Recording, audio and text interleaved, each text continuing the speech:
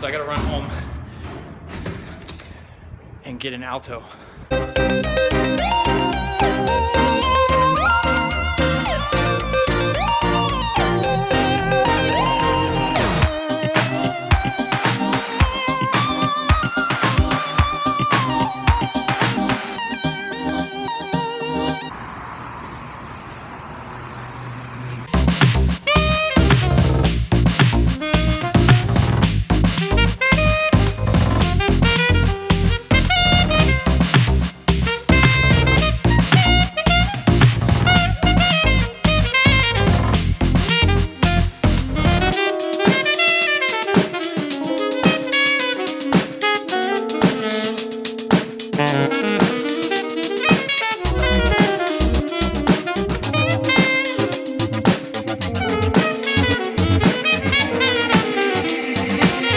Okay, took my daughter to school. It's time to get to work. I have been doing a terrible job of practicing diligently, practicing the way that I intended to practice after building the studio. I'm doing things so late at night now, it's ridiculous, and I need to get back on a morning schedule. What is going on with my hair? I'm playing on that TV show The Voice today, so today's rehearsals and tomorrow's the show. So I'm gonna practice, I'm gonna aim for 2 hours. I had a bit of coffee, like coffee with an extra shot of espresso, because I only got 3 hours of sleep last night.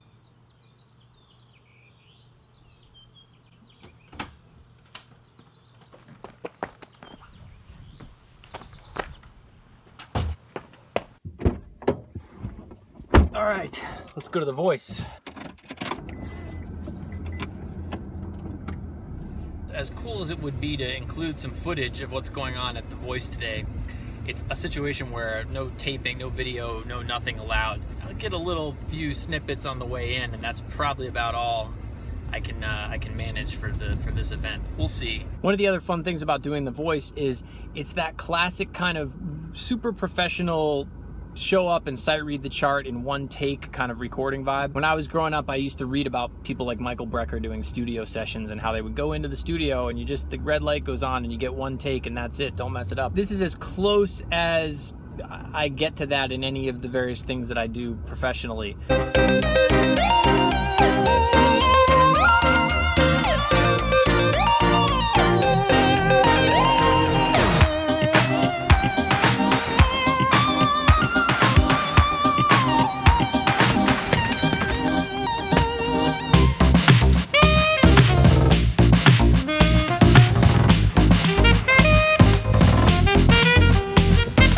Change of plans. I got here, they handed me my part, and it's an alto part. There's already a tenor player here. So I gotta run home and get an alto as we start recording in like 25 minutes.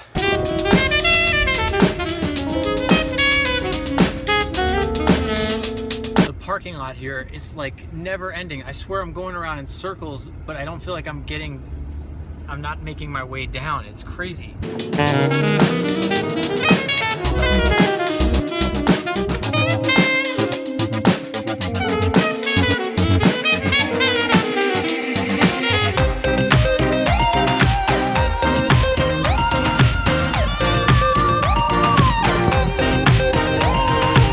All right, I made it. So after all that drama of getting to The Voice with the wrong saxophone, by the way, my fault, I should have brought both or I should have asked the contractor which saxophone they intended for me to play. I just assumed tenor, and you all know what happens when you assume, right? But here's the thing. Once I was back, had the alto, got on stage, was all mic'd up and everything, started to play the written music, and the musical director comes over and says, "Hey guys, I think you're in the wrong key." Now, we're reading parts that the music copyist had prepared, so we're playing what's on the paper. But the musical director realized upon hearing us play that the way the band was playing it was up or down a half step. I think it was down a half step. So now I'm back with the alto, reading a part. Now the whole section, the three of us instantly have to we're not only sight reading the music, but now we have to sight read it down a half step. And here's what I want to point out about this. This is fairly common. This happens, I don't know, every couple of times. It's just the way that it goes because the band's rehearsing and the singer might say, you know what, it's just a touch too high or too low. So adjustments of half steps up or down or whole steps up or down are not out of the ordinary, and you need to be able to deal with that in the moment, sight unseen. So the first thing I do is go through the part and just say, are there any key changes or time changes or anything that's going to throw me off. Okay, no, it's pretty much all in one key. We're just going to shift that key. And then it's a matter of, for me, identifying the shapes. What is the shape? It's largely a pentatonic thing. I have to get off that page really quickly, and the only way I know how to do that is to turn what's on that page into shapes and patterns in my mind and like extrapolate them from the page as fast as possible, and then I can just shift my thinking into the new key, and I'm not necessarily reading, trying to read it and imagine each note as being down a half step. So there's one part in particular I just wanted to point out where there's this different part, okay? And it's right here. This could be tricky if you're taking it note by note. But I'm looking at this measure right here and thinking, okay, what is this? What is this group of 16th notes?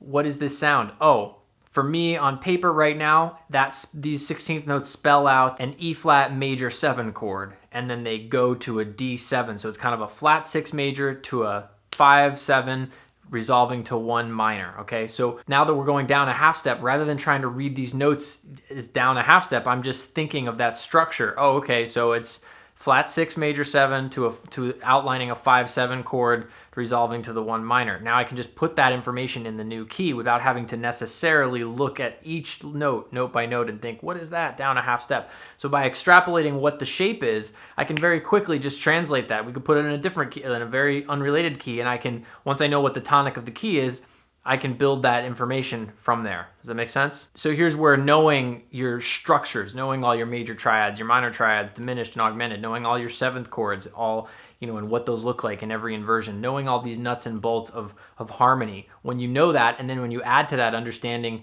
theory, at least at a basic level of things like how the 5-to-1 relationship works, especially in a situation like this where we're playing over a pop tune. It's like, okay, 5-to-1 and 4-5-1. If you understand the way that music moves in these basic ways, then you can do stuff like this, and it's much easier to move the music around and manipulate it no matter what the key is if you're not tied to the notes. When you're tied to the dots, dot by dot by dot by dot, you will always be like anxious and feel like you're playing from behind and feel like late and like you're hurrying to catch up and you don't really know what's going on. When you're able to see the music and synthesize that with hearing the music and put them together in your mind and go, this is what's happening. It's just this going to that, moving to this.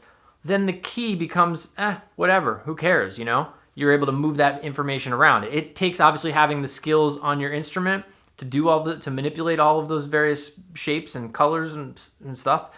It takes mental skills to know to recognize what these progressions are. Once you put those elements together, it gets easier. It becomes a lot faster. Whatever music is in your life right now, when you go back to it after watching this video, I hope that you look at it through a different lens and say, hey, what is this? Like, how does this relate to the song, to the harmony? How can I extrapolate that information out and reconstruct it in my mind to make something, to make it make sense for me? Also, I just put up the second track from that guitar band live concert. It's called Blues for Charlie.